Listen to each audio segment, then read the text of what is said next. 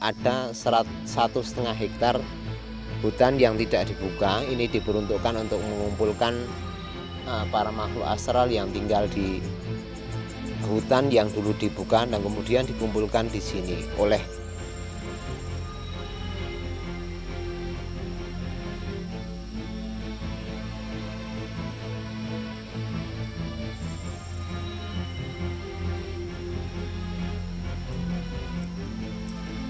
kalau mau tanya ini Gunung Tenggu ada pusakanya enggak? Gudangnya. Gudangnya kalau di sini ini pusakanya gudangnya. Makanya ini bukan.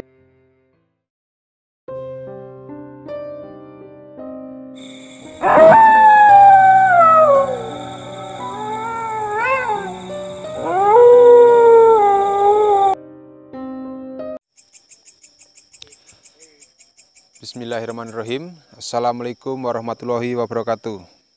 Selamat malam teman-teman penggali misteri. Ketemu lagi dengan kami tim menggali misteri. Untuk malam ini kita berada di Gunung Tenggu, atau tepatnya di desa Dusun Bandarjo ya Pak.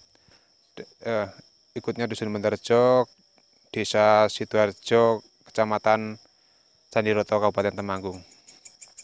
Saat ini kita akan mencoba mengeksplorasi, melanjutkan konten kita yang pertama, benar-benar pertama itu di bekas rumah peninggalan Belanda di tengah perkebunan kopi.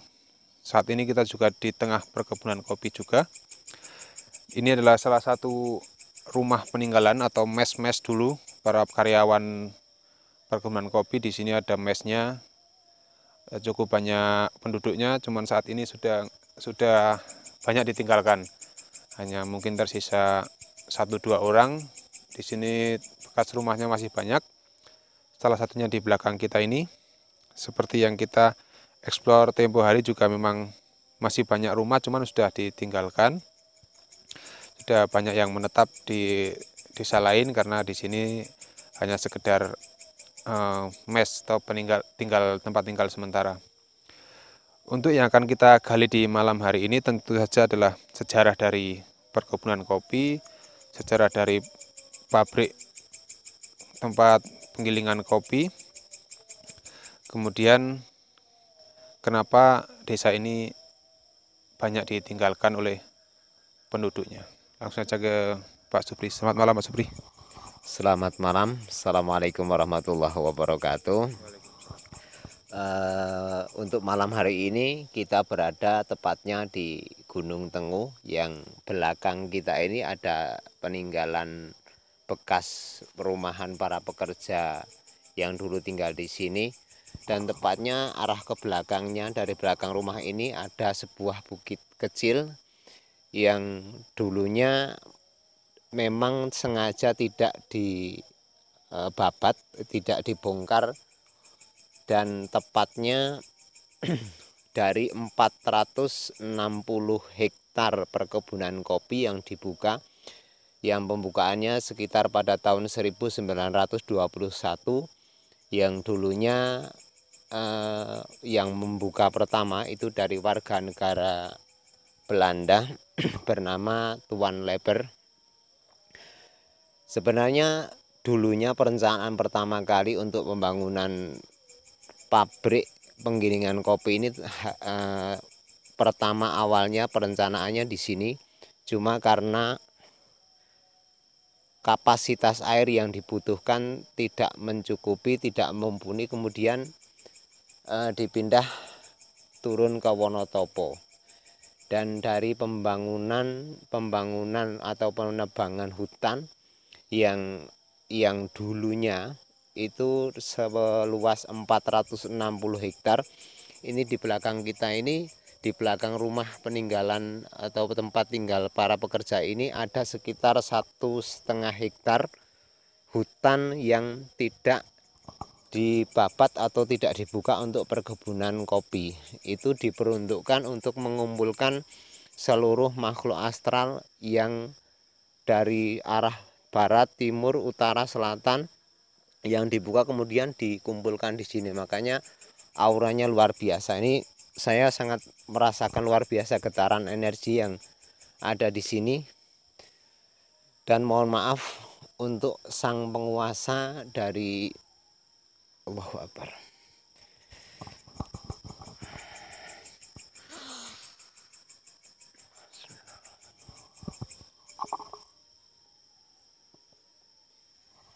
Oke, saya lanjutkan. Luar biasa ini getaran energi yang saya rasakan di sini sampai kaki dan hampir seluruh tubuh gemetar saya ini.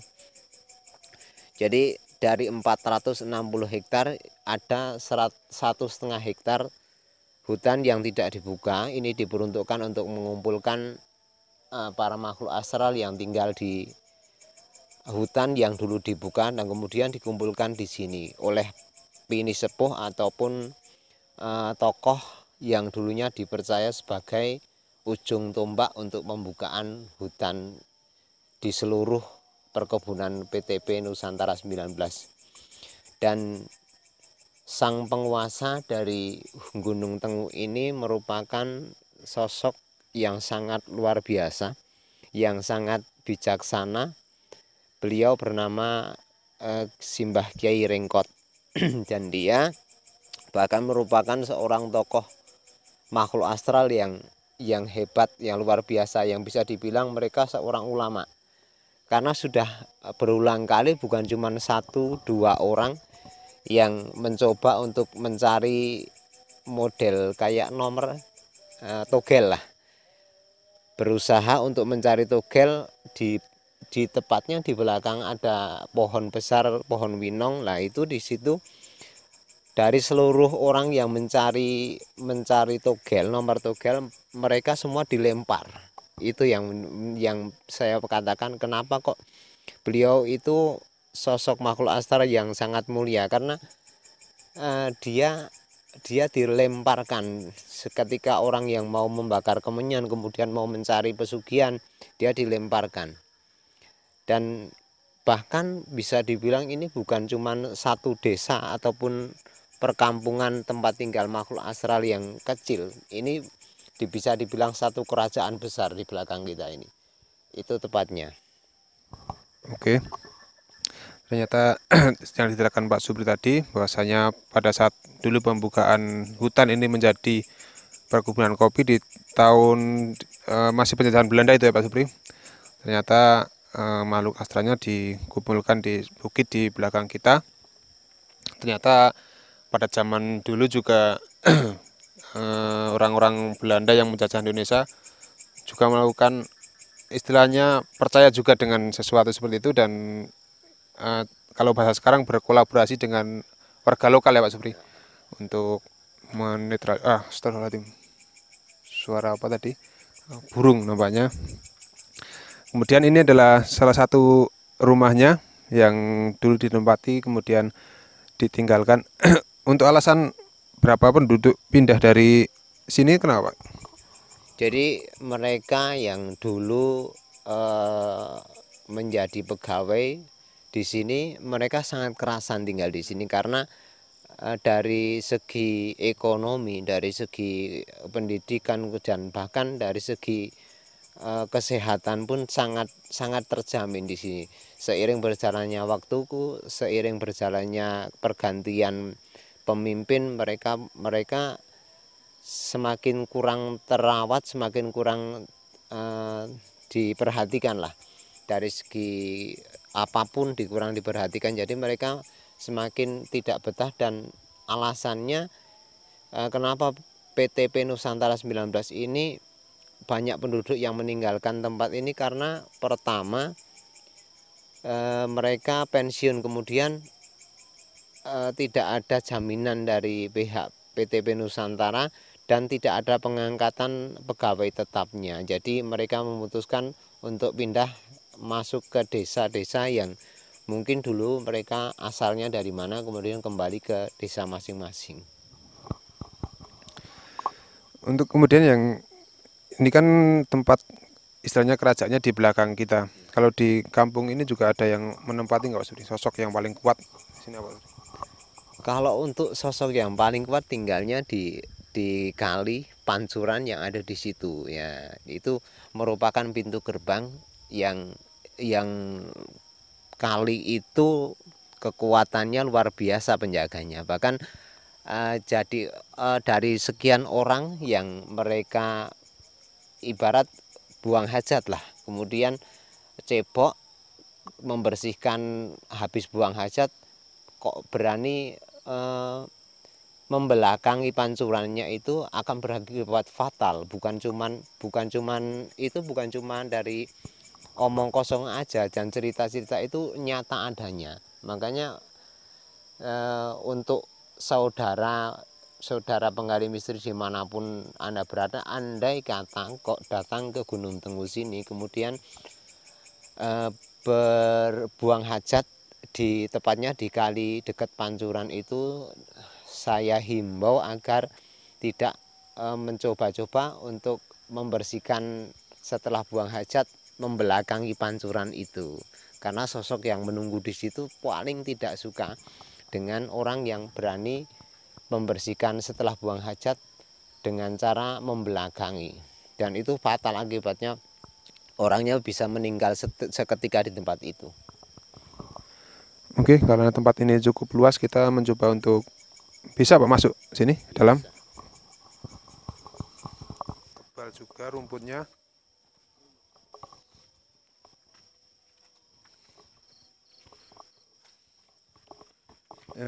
Bahaya nggak Pak ini bangunannya? Ada TV juga. Mengerikan nih Pak, mengerikan banget nih Mas, karena dilihat dari atas atapnya sudah porak-poranda hancur, bahkan sudah ditumbuhi rumput-rumput yang liar.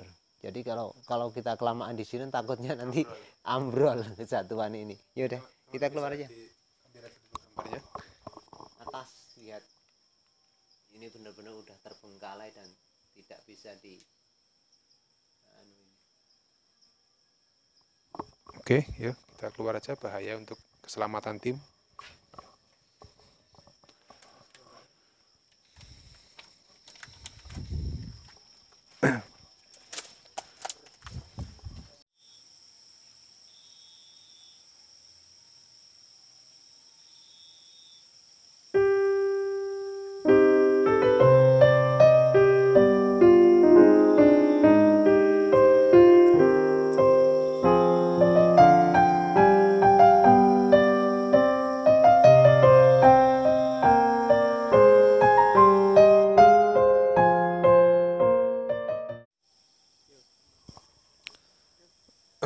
Oke teman-teman, tadi kita mencoba ke titik pusatnya pancuran lah yang disampaikan Pak Supri tadi, tapi sedikit ada kendala. Ternyata kita di sana tidak boleh membelakangi, dan tim juga banyak kendala, bisa bilang semut lah, jadi banyak semutnya. Tim semua istilahnya dikerah oleh semut atau dikerubutin. Akhirnya kita memutuskan untuk pindah tempat. Ya Pak Supri. Ya, ini tadi kita mencoba untuk masuk ke titik gerbang utama masuk ke kerajaan Gunung Tenggu. Kenapa kok dinamakan Gunung Tenggu? Sebenarnya ada sejarahnya. Dulunya waktu pembangunan ataupun penempatan para makhluk astral yang kemudian dikumpulkan di titik belakang itu, ada sekumpulan hewan kecil yang merah kecil banget yang dinamakan tengu. Kalau di Jawa itu dinamakan tengu. Itu bergerombol saking banyaknya hingga membentuk seperti gunung. Sehingga ketika tengu itu ditemukan oleh seorang pekerja, kemudian lapor kepada pimpinannya, kemudian memutuskan karena tidak boleh dimusnahkan, akhirnya dimasukkan atau dikurung dengan peti kaca, sehingga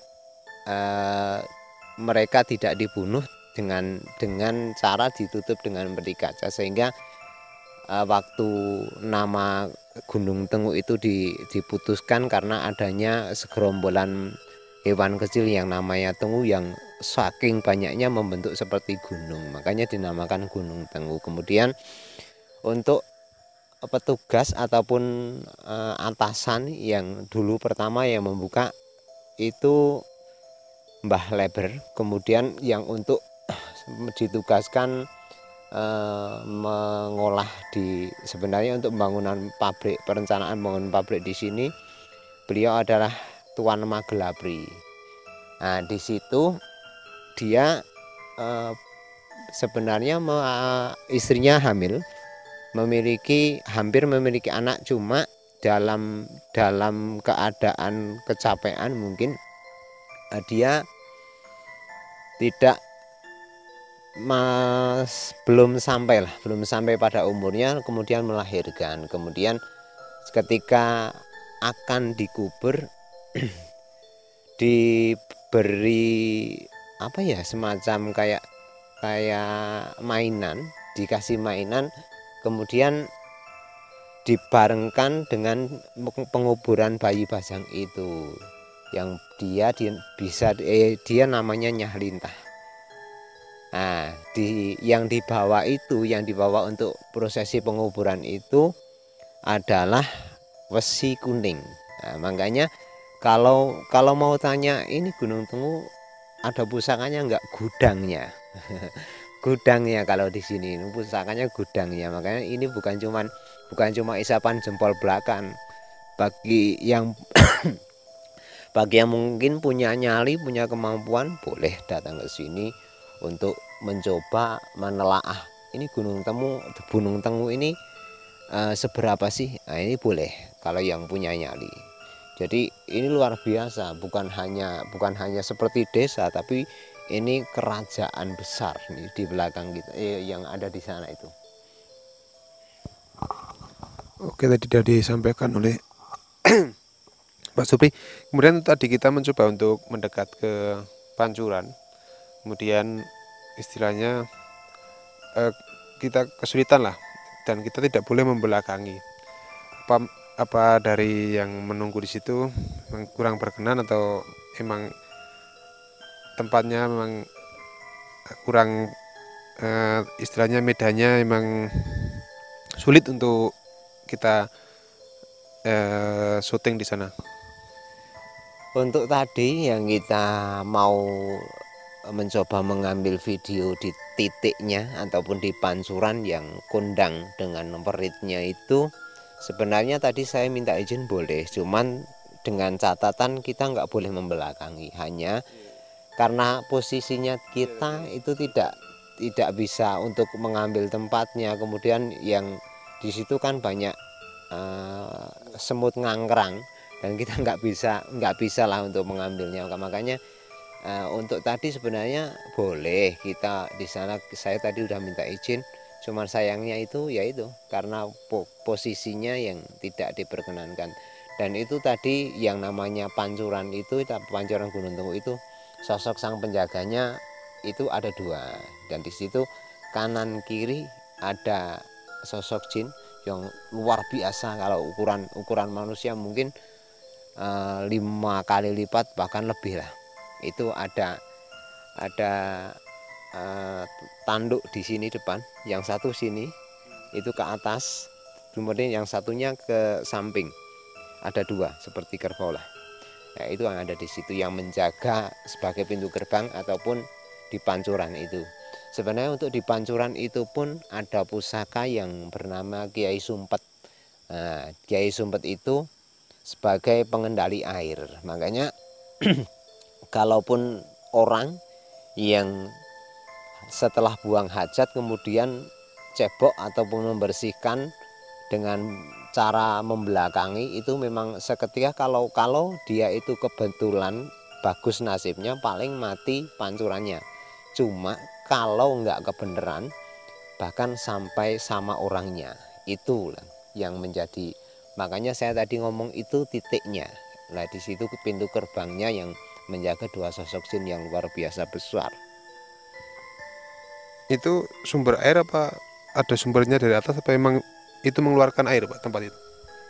Untuk airnya dari atas, dari pusatnya Gunung Tenggunya. Kemudian itu sebagai tempat ngumpulnya. Makanya saya tadi ngomong itulah tempat pintu gerbangnya untuk masuk ke kerajaan.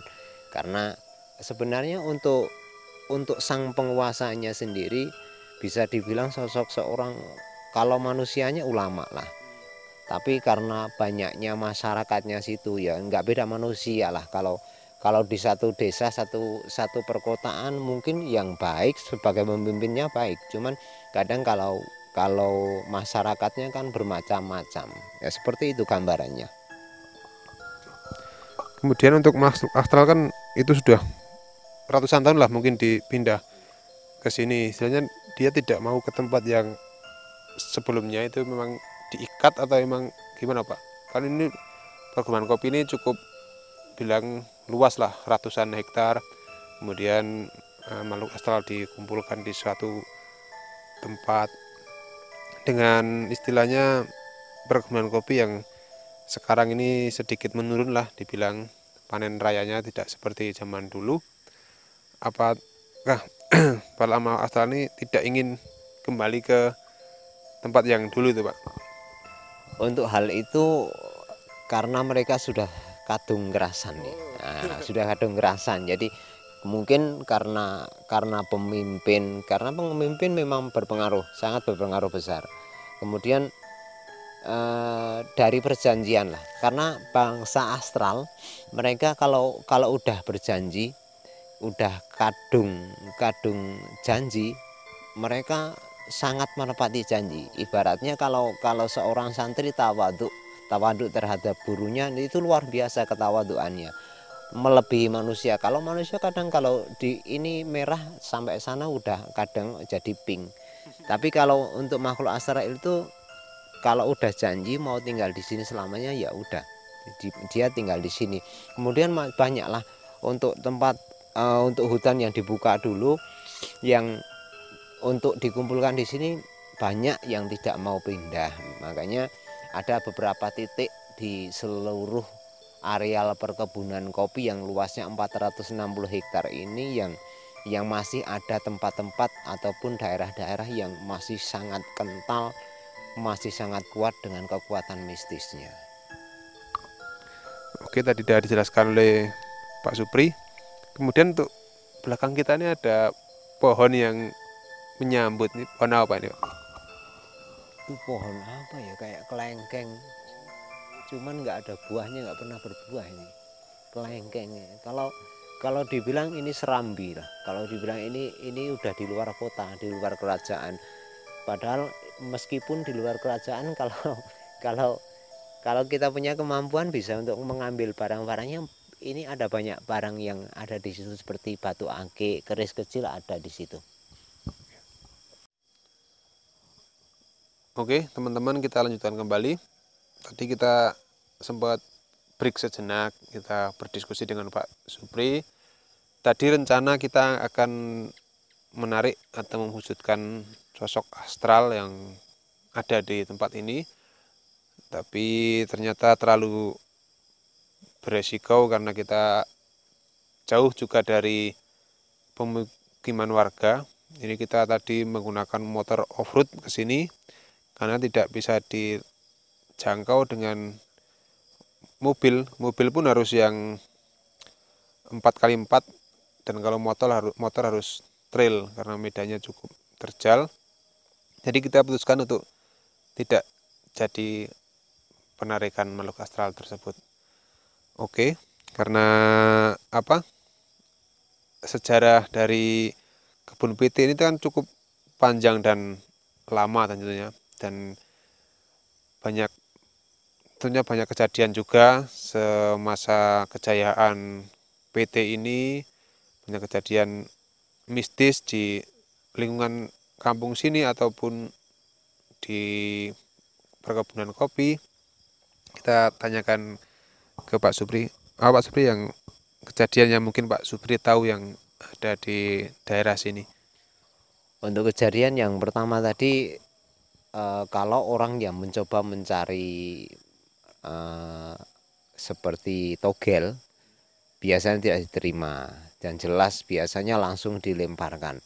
Kemudian yang kedua, untuk yang di belakang yang ada tepatnya di gunungnya itu dulunya sering ada, kalau orang ngomong jangan-jangan di sini ada ular, langsung datang ularnya.